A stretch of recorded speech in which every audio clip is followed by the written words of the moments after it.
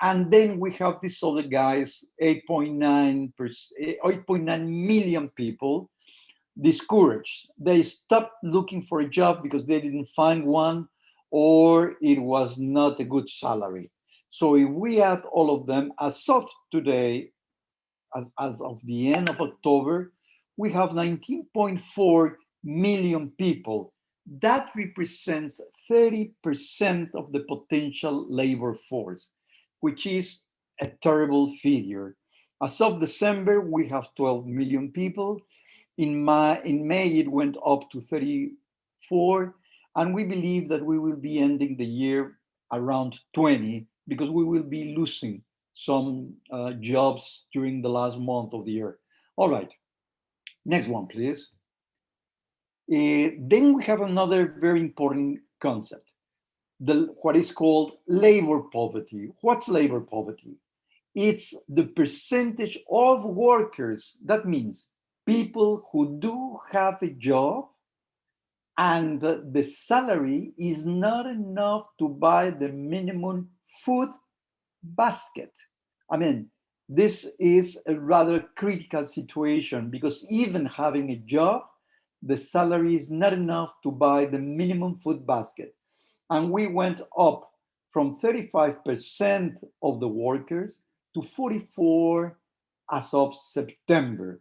So that is consistent, undoubtedly, with the big unemployment in one hand, with the people accepting lower salaries, and certainly with the close down that cannot result in more employment or better wages. And next one, please. So with those figures that we just saw, it's a bit of information to follow up on what's going on in Mexico in terms of the GDP, in terms of unemployment, in terms of poverty, and in terms certainly of the situation, the health situation as well. So the situation in Mexico is, as you can see, really critical. Now, let's see what the government has responded. They do not have a countercyclical policy. So let's take a look to the budgets, then public investment, and what's going on with the debt and deficits. This is health. Budget in health, services, and infrastructure. They have budgeted for the next year a reduction of 4%, precisely when it is essentially much more required. Just to give you an idea of how the government is dealing with the situation. Next one, please. In interest payments is increasing at important rates, essentially because the debt has increased, even when they have had very austere budgets. Next one, please. But probably the most critical aspect is regarding investment. Even when there is an increase of 5%, but the increase in real pesos, it is really ridiculous. It's only 10 billion pesos, and that's nothing for the country. Next one, please. That takes us to a continuous reduction in public investment since years ago. So infrastructure and total investment in the country is going down and down continuously. Next one, please. Now, this is an interesting graph because you can see here since 1939, that is 80 years ago, what is going on? The darker bars are public investment and the lighter ones are private investment. As you can see, adding both of them, for instance, in these years, we had around 20% of total investment as a percentage of the GDP. But as of today, the private investment has fallen to 13% of the GDP and the public investment around 3%. which adds up to 16% of total investment of the GDP, which is totally inadequate and not sufficient to sustain some growth. And as you can see, these very low figures compare with 2008 and 2009, where we did have an anti-cyclical policy compensating the fall in private sector, as you can see, of investment of the private sector. And the other one, certainly, which went under 3% or a little more, was the tequila crisis during 94, 95. But otherwise, you have to go back to 1940, that is 80 years ago, to find similar percentages of the public sector investment as percentage of the GDP. Next one, please. So, in any case, we've been running very important deficits. The red bars are the total deficits, and the blue bars are the primary balances. After having very important deficits in the past, we started to have some primary surpluses, but careful, essentially because our interest payments that you have to deduct from the total budget in order to see the primary balance have been increasing. So the main reason to have positive primary balance is that we're paying very high financial costs. And as you can see, we are facing during 21 and 20 this year, the most important and bigger deficits, at least for the last 30 years. Next one, please. This has brought the country to important increases in debt. Debt as a percentage of the GDP is going to go up to almost 55% compared to 45, say, last year.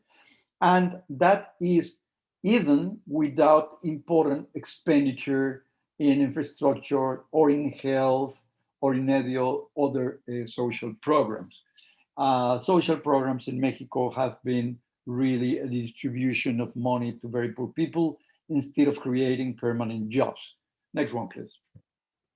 Now, if you take a look to the opinion of rating agencies regarding fiscal space, and this is critical in order to see whether Mexico should start an anti-cyclical policy immediately in order to avoid such a deep recession and in order to create jobs which are urgently required. Now, here, as you can see in the lower axis, you have debt as a percentage of the GDP, and in the vertical one, you have interest payments as a percentage of taxes, as a percentage of the tax revenue of the government. According to these borders that they have here, these limits, Mexico is moving. Mexico was here in the green quarter down here, but it has all, as we saw, this is moving up to 55% here in terms of debt as a percentage of the GDP, and it is already 19% interest as a percentage of tax requirements. So in this sense, Mexico is already up here in the red area. Next one, please. This will imply undoubtedly a reduction in the rating of Mexico. As of today, this is just Moody's, Mexico has a rating of Baa1. It's still a couple of grades over the investment grade. It's a couple of steps up, but it might lose clearly one or even two. And it might be together with Russia, right one step before losing the investment grade. So, in that sense, for international investors, for the financial international community, Mexico might be really having some or very little fiscal space, if any. But that's the regard of the financial rating agencies. Now, the next one, what I would like to talk about is the monetary policy in Mexico. And here we see Mexico, as everybody else in the world, has been reducing the central bank rate very fast, and it has stopped recently at 4.25, just above India, but much higher than the rest of many of the countries in the world. Next one, please. This certainly has brought down the treasury bills in Mexico. Those are denominated in pesos, our currency, for practically in every one of the different rates. So as you can see here, the red one, the thick red line, is the central bank, and the others have certainly followed it very closely. So that's a reduction for investors of very important. We're coming from 8% to 4.5, etc. Now, next one, please. Now, what are the objectives of lower rate according to theory and according to experience? Well, on the one hand, to reduce the cost of loans so that cheaper credit can be offered by the banks, essentially. Now, on the other hand, being inflation levels under 4% and the potential growth far from the observed growth. I mean, we are not really growing. So the interest rate could certainly help reactivating the economy. But what could be the effects of this policy? Does it have limited effects? Well, indeed. Is it this reduction of the rates trying to reactivate the economy, is it diminished by the banks? Is it, let me put it this way, sabotaged by the banks? Well, the considerations of higher risk during the lockdown and certainly the lower income of families result in much more tougher parameters to concede loans. So the banks are not really lending even when we have lower rates. On the other hand, when you reduce these rates, if we go back one slide, please. No, back, please. Right. You can see the TBs have reduced the yield by 4 points already. So that from the side of the government has reduced and is reducing the cost of financing. Ahead, please. Next slide. And the next one. So as you can see, the government certainly is the one that is most benefited by the reduction in rates. Now, what I was mentioning, and we can see here, the credit is decreasing, even having lower rates. Why? Well, the banks have been very cautious. So consumption credit is been reducing, as you can see in the red line. Mortgages continue because they are certainly asset-backed, and the credit to business has certainly decreased and continues decreasing. So what's happening with the monetary policy? Next one, please. And there we have some side effects of this lower domestic rate. One, there has been, as you will see, a very important outflow of foreign funds, which were invested, they were in domestic government securities. Several international funds had invested in and are still holding some domestic paper issued by the government, but there has been a very important outflow. On the other hand, yes, there is a significant reduction immediately. That's the other side of the coin of the domestic financing. Once the international funds go out, well, then the government suffers a reduction in the domestic financing because the international funds were holding and are still holding an important pesos denominated government securities. So there is a significant reduction of that domestic financing for the government. And how does the government deal with this reduction of domestic financing? How do they compensate the decreasing domestic debt? Well, what about external debt, which is probably going back to the original sin as we have known in the past? So eventually, it represents a reduction of the financial cost, as we mentioned as well. Lower rates means lower cost.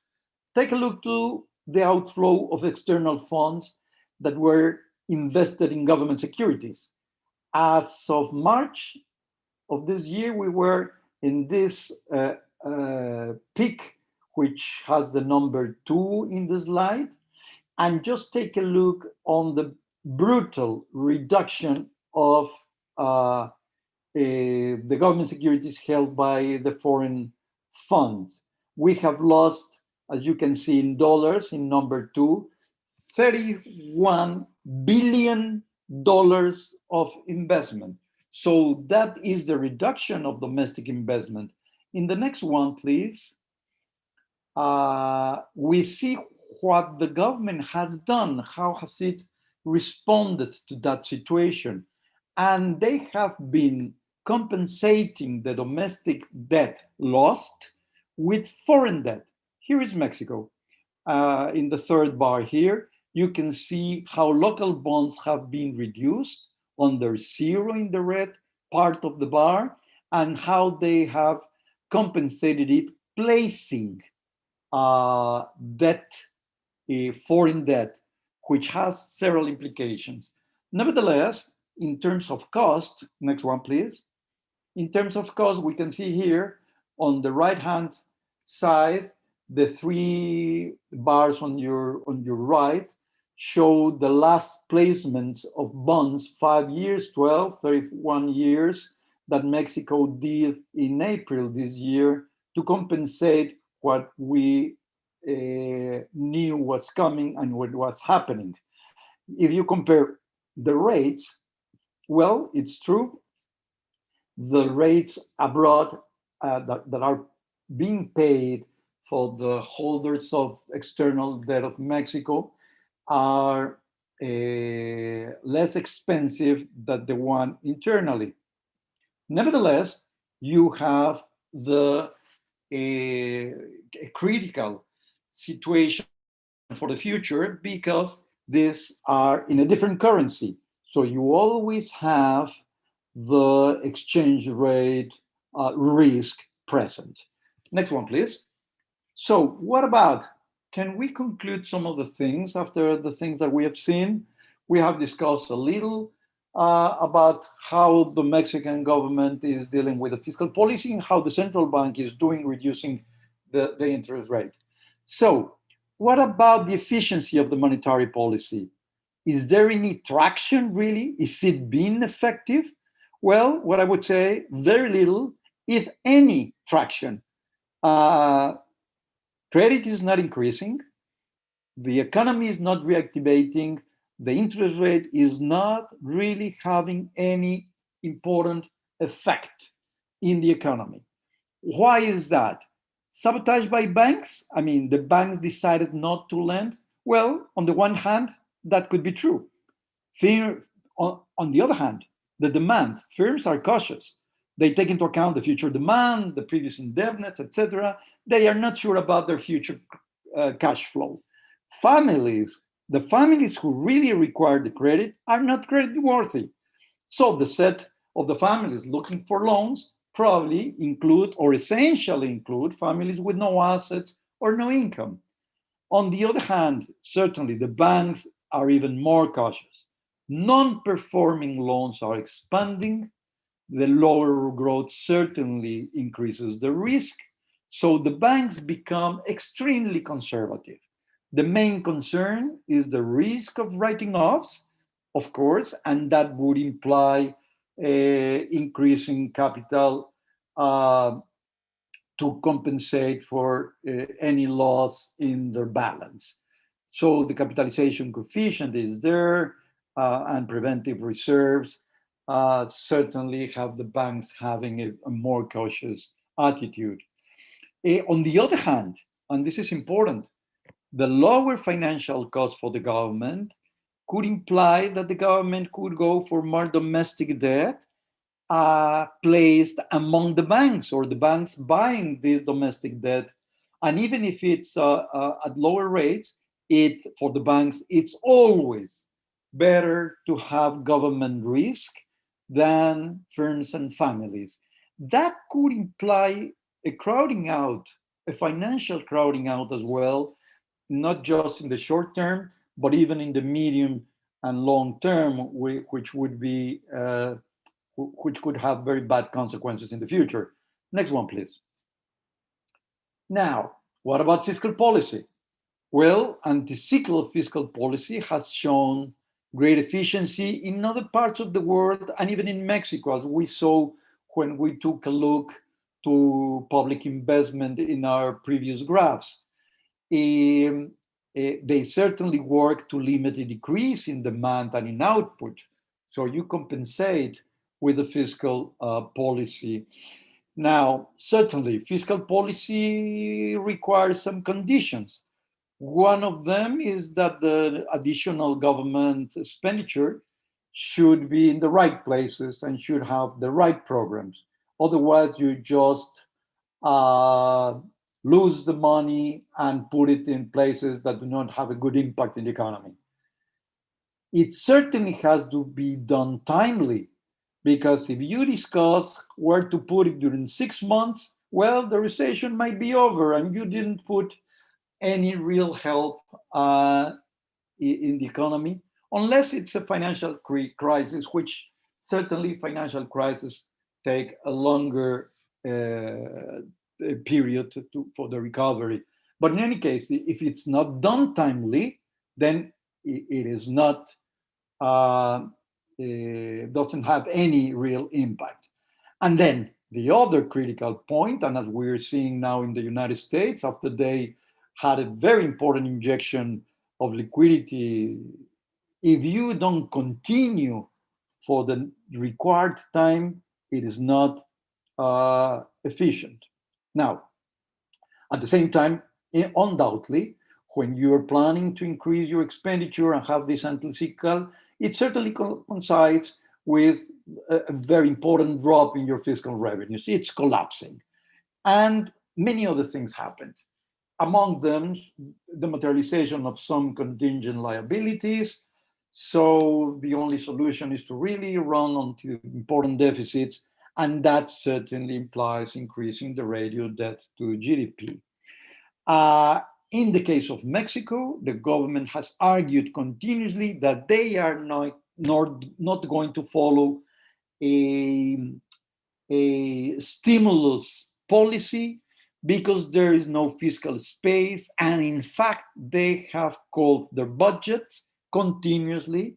They have named it an austere budget and an austere practice, which is not doing any good to the economy. Now, what's the situation? Yes, there is very little, if any, fiscal space, and the monetary policy has no traction. So what should we do? Just leave the economy and see what happens in the future? Cross our fingers and hope that the United States, because our trade deal with them, the new NAFTA has some positive impact? Or should we take some measures? Next one, please. Now, should we increase a little further the debt? What's the safe public debt level? Well, you take into account the domestic debt, your capacity. You take into account your currency budget in order to see whether you can deal with external debt. Then, on the other hand, yes, you have to take into account the coefficient of interest payments as a percentage of the tax revenues. Because if that increases a lot, then your social programs and even your possibilities to invest in infrastructure are limited. Now, as we all know, there is a big discussion on if growth is limited or not by debt. Debt really is a limit for growth. Well, as you know, there are several authors. I will not go into the detail, suggesting that austerity would be the best thing, and in any case, do some other things to, or probably a little of monetary policy. On the other hand, you have many other different authors that say, come on, you should reduce your, compensate the reduction in the demand and be able to have an increase in employment, which you really need to deal with. And in the case of Mexico, it is by far the most pressing issue. And then when you start growing eventually, and very probably the debt will not have to be repaid once you're growing. So we have all this discussion. I'm not going to go into the detail of that. And then you have the credit agencies, which certainly have an important influence in international investors. And they look at debt as a percentage of the GDP, at growth, and also take a look to political and social aspects. So what's the safe debt level? Next one, please. Now, what to do? What should we in Mexico do, taking into account all the discussion in the theoretical area and all this discussion on the situation of Mexico? And I think that we should be very pragmatic. Just a reminder, when your borrowing rate, the rate at which the government borrows, is lower than the economy's rate of growth, say the rate is 3 and your rate of growth is 4, then the public debt could essentially be safe permanently, if that's the case, because the debt over GDP will decrease even if the government does not repay the debt, certainly. As long as you're growing at a higher rate than the interest rate, your debt as a percentage of the GDP will be falling. But if it's not the case, if it's the other way around, then you need probably several different measures, including a good monetary policy. In the case of Mexico in particular, what I would probably recommend and what we should probably have is a policy with 3 components. Let me go explaining them. The next one, this one, yes, please. The monetary policy.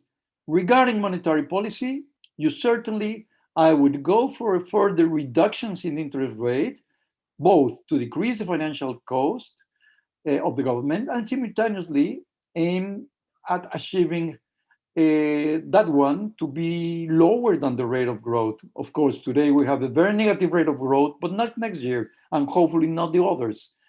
So that's one thing. On the other hand, can we expand the balance of the central bank? That is, should the central bank start buying debt, government securities, other kind of assets, probably with a limit? That's a discussion that is being placed in several countries in the world. And I think that Mexico should probably start considering some of these possibilities. Regarding monetary policy, reducing the rate and considering expanding the balance of the central bank. Now, regarding fiscal policy, Eh, First of all, instead of just increasing the budget, a good way to go is to change the composition of the budget, give some preference to programs that will really create jobs and really have a very important impact on stopping the decrease in demand. On the other hand, you could really increase debt for productive investment. Absolutely.